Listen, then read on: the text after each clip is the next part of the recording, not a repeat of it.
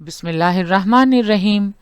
अल्लाह की ज़ात पाक का बहुत बहुत शुक्र है जिसकी इज़्ज़त और अज़मत के सदक़े में अच्छे और नेक काम पूरे होते हैं। अस्सलामु अलैकुम।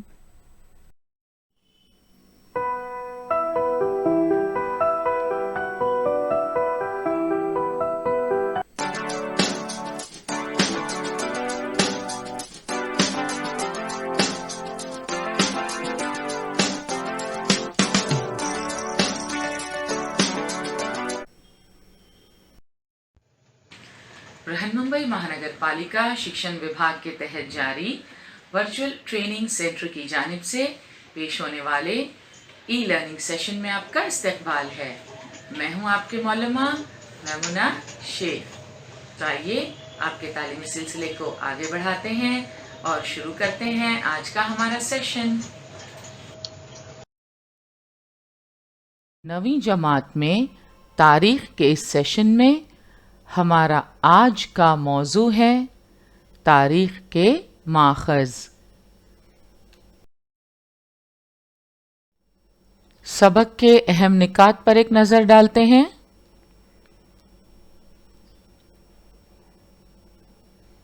तहरीरी माखज़, तबई माखज़, ज़बानी माखज़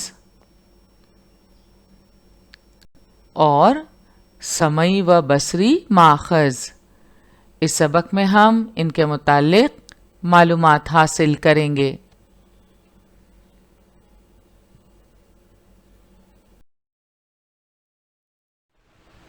पिछले सेशन में हमने तहरीरी माखज़ का मुताला किया।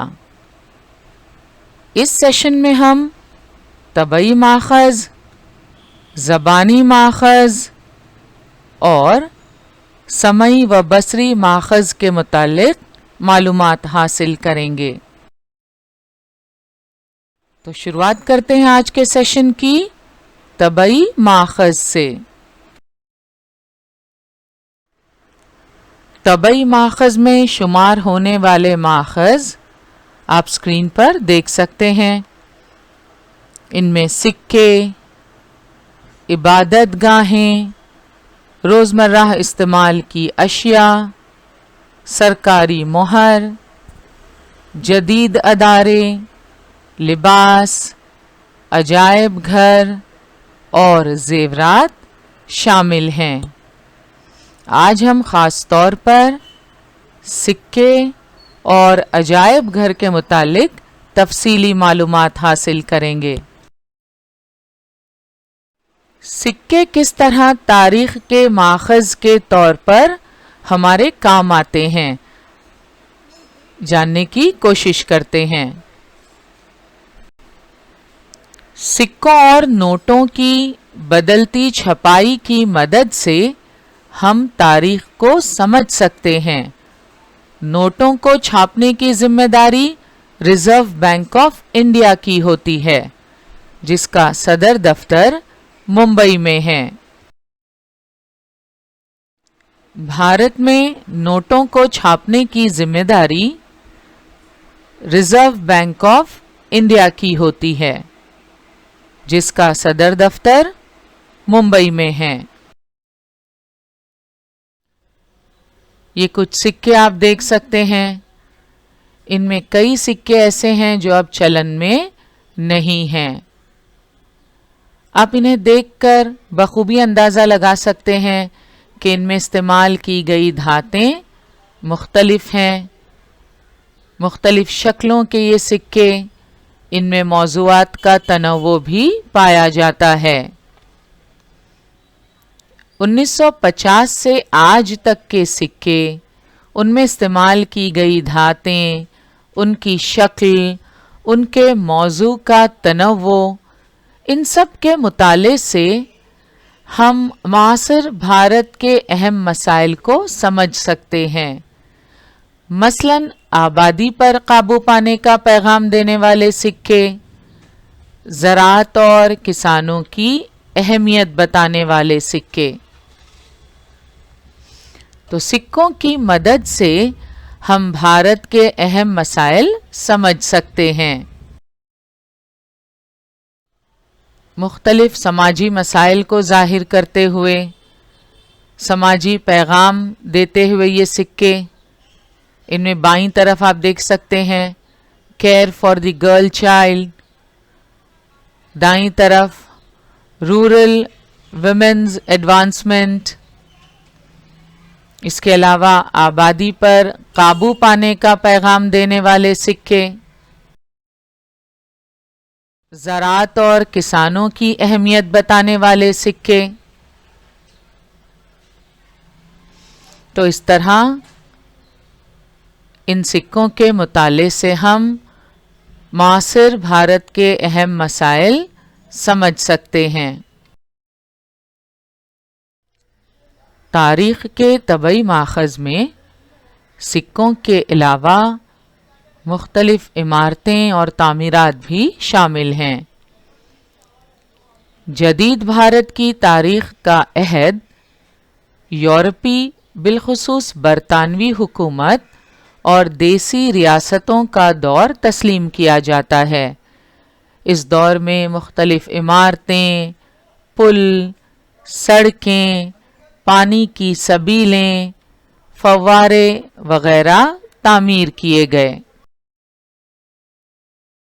ان عمارتوں میں انتظامی دفاتر، افسران، رہنماؤں اور انقلابیوں کی رہائش گاہیں، دیسی ریاستوں کے حکمرانوں کے محلات، رجواڑے، قلعے، جیل جیسی عمارتیں شامل ہیں۔ ان تعمیرات میں سے کئی عمارتیں آج بھی اچھی حالت میں نظر آتی ہیں۔ بعض عمارتوں کو قومی یادگار قرار دیا گیا ہے، جبکہ کچھ عمارتوں کو عجائب گھر بنا دیا گیا ہے۔ میوزیم یعنی عجائب گھر۔ عجائب گھروں میں مختلف اشیاء، تصاویر، فوٹو وغیرہ محفوظ رکھے جاتے ہیں، جن سے تاریخ کا مطالعہ کرنے میں مدد ملتی ہے۔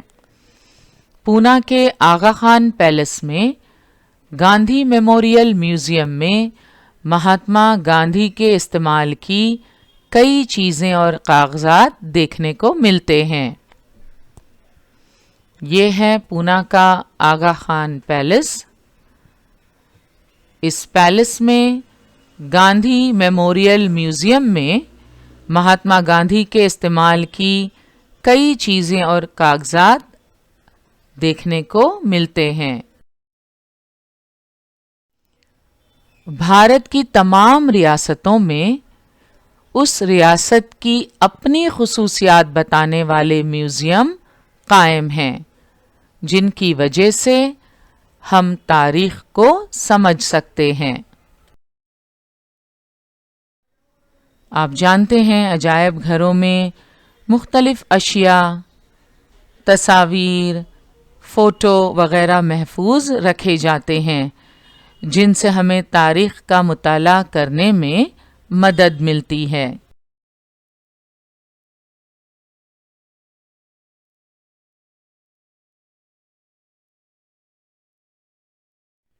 کولکتہ کا انڈین میوزیم ملک کا پہلا عجائب گھر ہے، جو ایشیاٹک سوسائٹی آف بنگال کی جانب سے 1814 میں قائم کیا گیا۔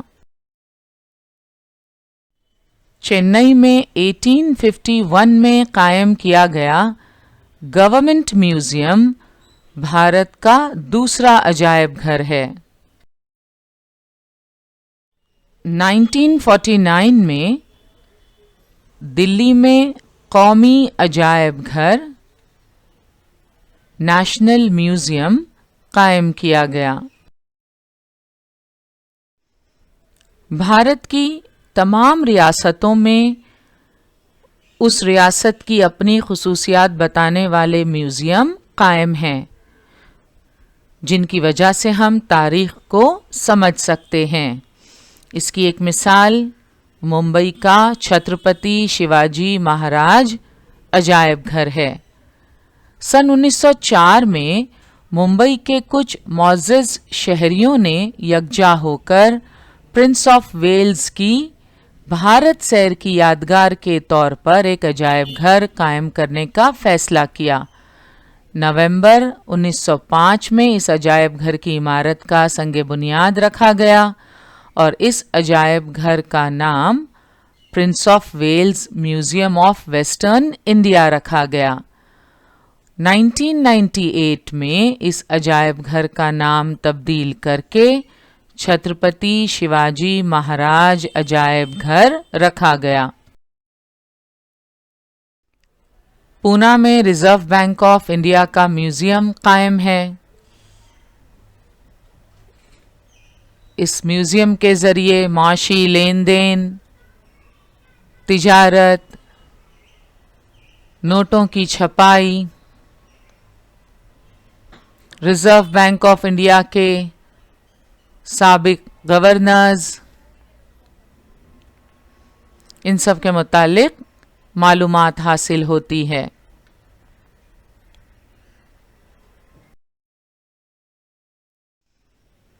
सरकारी म्यूजियम के अलावा कुछ ज़ख़ीराकार अपने शख्सी म्यूजियम भी कायम करते हैं जो नहायत मखसूस नौइयत के होते हैं।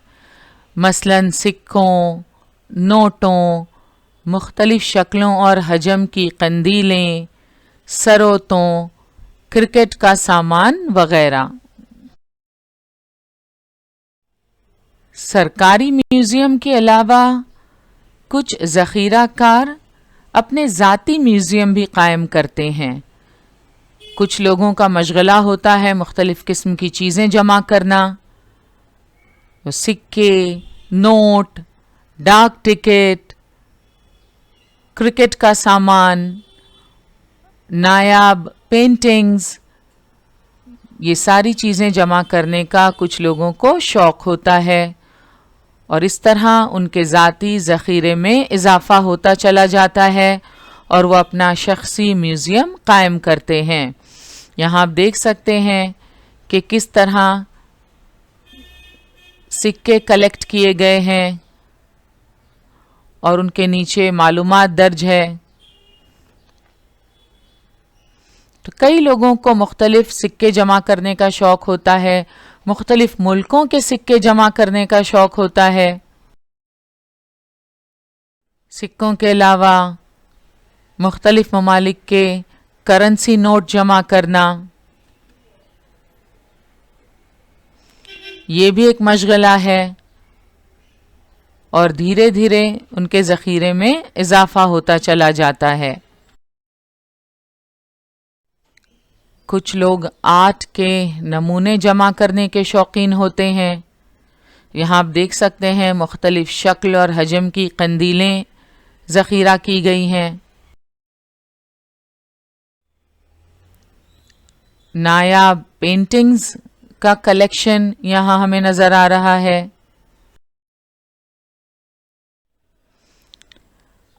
आर्ट और फ़न के नमूनों के तौर पर नायाब फर्नीचर, कालीन, इस्तेमाल की मुख्तलिफ अशिया का ज़ख़ीरा किया गया है। यहाँ आप देख सकते हैं मुख्तलिफ किस्म की गुड़ियों को ज़ख़ीरा किया गया है। तो ये डॉल्स का कलेक्शन है। मुख्तलिफ डिज़ाइन और रंगों के इंक पेन्स, दूसरी तरफ बस के टिकट्स। तो इस तरह सरकारी म्यूज़ियम के अलावा कुछ ज़ख़ीराकार अपने शख्सी म्यूज़ियम भी कायम करते हैं जो नहायत मखसूस नौइयत के होते हैं। अब हम बात करेंगे ज़बानी माख़ज़ की।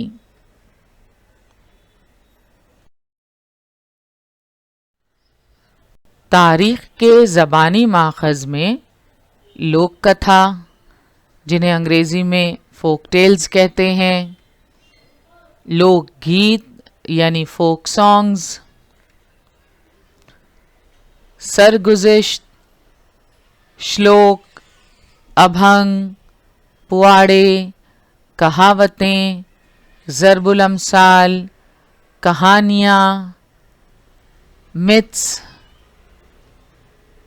इनके अलावा वाक़यात का बयान, इंटरव्यू, मेले, जलसे, आर्ट ग्रुप्स, ओवी यानी रिदमिक प्रोज और इंस्पिरेशनल सॉन्ग्स यानी जोशीले गीतों का शुमार होता है। लोकगीत और लोक कहानियों पर मुश्तमिल अदब तहरीरी सूरत में दस्तयाब नहीं होता, उसको तख्लीक करने वाला नामालूम होता है, वो नस्ल दर नस्ल लोगों तक पहुँचता है। ऐसे अदब को ज़बानी तौर पर महफूज होने वाला अदब कहते हैं। मौजूदा दौर में याददाश्त की बुनियाद पर इन लोक कथाओं को, लोक गीतों को तहरीरी शक्ल दी गई है, किताबी शक्ल में शाये भी किया गया है। नज़्में, अवामी गीत, अवामी फ़न जैसे अवामी अदब की किस्में तारीख़ के ज़बानी माख़ज़ में शुमार की जाती हैं।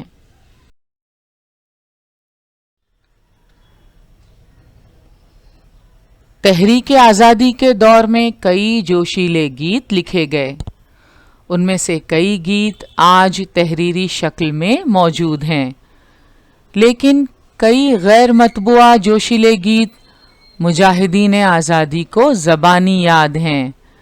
इन जोशीले गीतों से आज़ादी से क़ब्ल के हालात और आज़ादी की तहरीक के पसे पुश्त तरगीब की मालूमात हासिल होती है।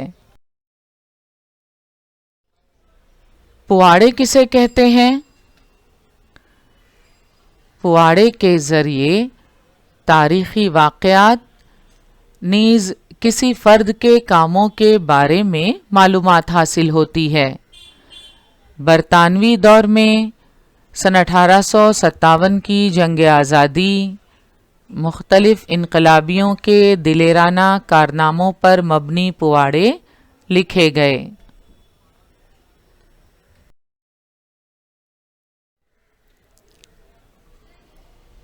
लोगों में हौसला बेदार करने के लिए इन पुआड़ों का इस्तेमाल किया जाता था।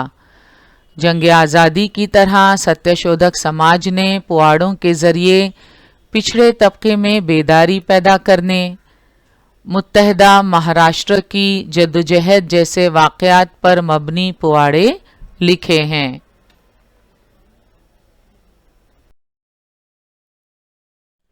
मुत्तहदा महाराष्ट्र की तहरीक में लोग शाहीर अन्नाभाऊ साठे, शाहीर अमर शेख के पुआड़ों के ज़रिए कारकुनों को तहरीक हासिल होती थी। तो पुआड़े के ज़रिए तारीख़ी वाक़यात का इल्म होता है। इसके अलावा किसी फ़र्द के कामों के बारे में भी मालूमात हासिल होती है। हौसला बेदार करने के लिए इन पुआड़ों का इस्तेमाल किया जाता था।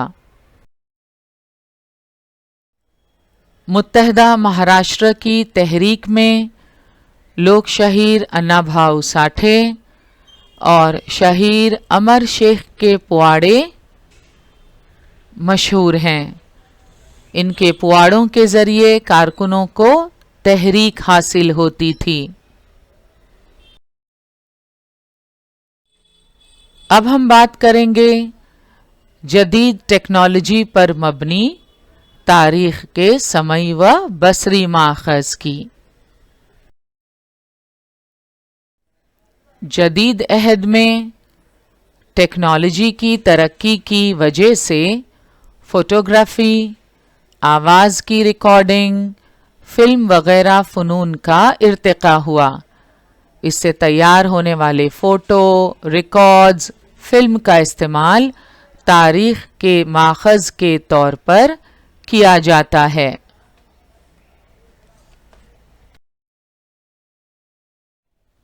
فلم کو جدید ٹیکنالوجی کی غیر معمولی ایجاد تسلیم کیا جاتا ہے۔ 20ویں صدی میں فلم کی تکنیک میں بڑے پیمانے پر ترقی ہوئی۔ بھارت کی جنگ آزادی کے تاریخی واقعات جیسے دانڈی یاترا، نمک کا ستیہ گرہ، بھارت چھوڑو تحریک کے کیسٹ دستیاب ہیں۔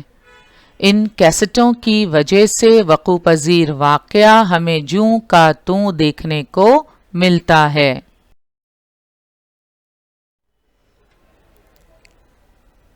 دوردرشن، فلمیں، انٹرنیٹ وغیرہ جیسے وسائل کو سمعی و بصری ماخذ کہا جاتا ہے۔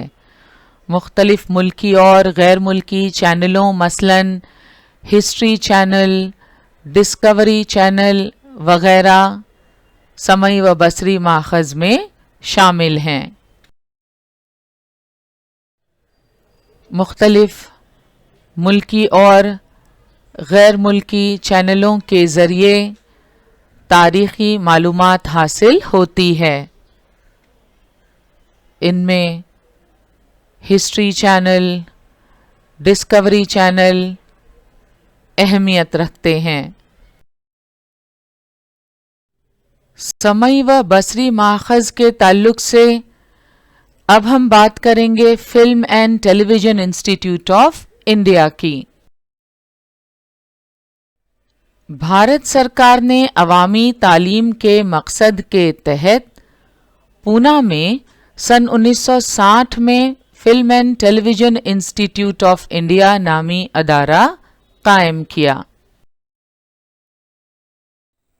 سیاست، سماجیات، فنون، کھیل اور ثقافت جیسے شعبوں کے اہم واقعات پر مبنی دستاویزی فلمیں یعنی ڈاکیومنٹری بنانے کا کام انڈین نیوز ریویو نامی ادارے نے کیا۔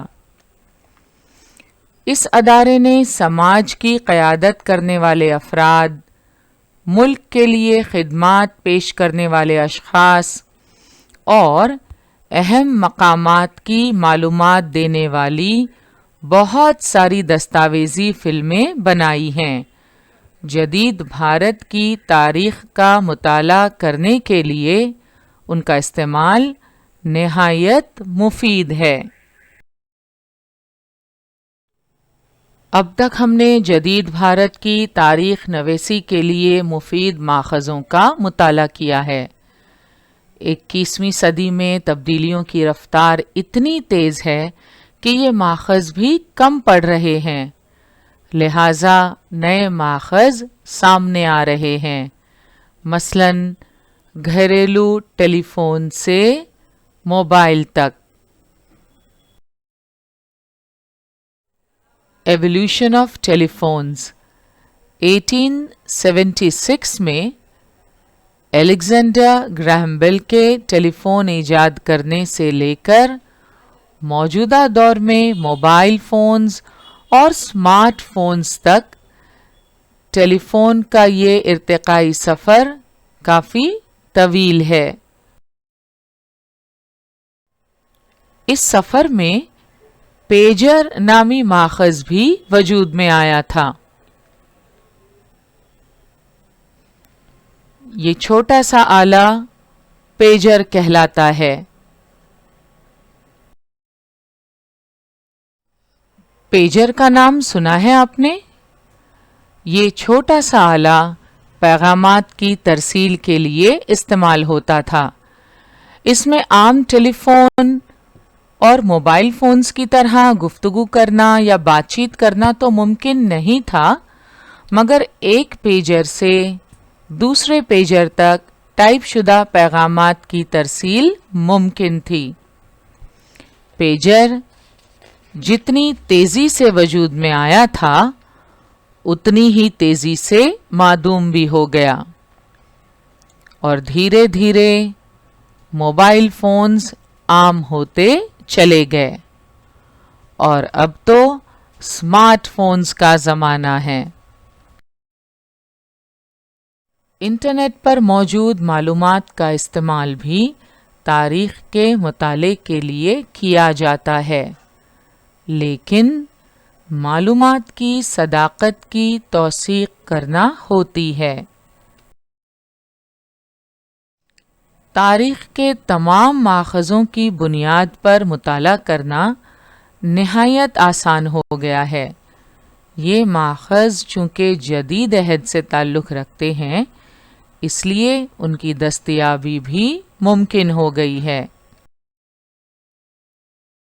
تاریخ زندگی کے ہر پہلو سے تعلق رکھنے والا مضمون ہے، لہذا اس کے تحفظ کی مساعی ہر سطح پر کی جاتی ہے۔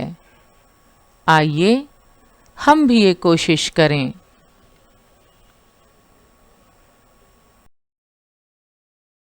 پیج نمبر 4 پر مشق کے طور پر کچھ سوالات دیے ہوئے ہیں، آئیے انہیں حل کرنے کی کوشش کرتے ہیں۔ سوال نمبر 1 الف، انسٹرکشنز ہیں، ذیل میں سے مناسب متبادل چن کر بیان کو دوبارہ لکھیے۔ پہلا بیان ہے، بھارت کا قومی آرکیو ڈیش میں ہے۔ آپشنز ہیں، الف پونا، ب نئی دہلی، جیم کولکتہ، دال حیدرآباد۔ تو ہم پڑھ چکے ہیں بھارت کا قومی آرکیو نئی دہلی میں ہے۔